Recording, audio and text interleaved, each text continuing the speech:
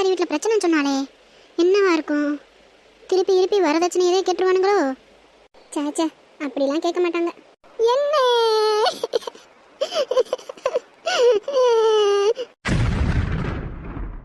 என்ன என் நாத்தனாக்காரி சத்தம் கேக்குது? வந்துட்டாயா? வந்துட்டா. இனி போக மாட்டாளே.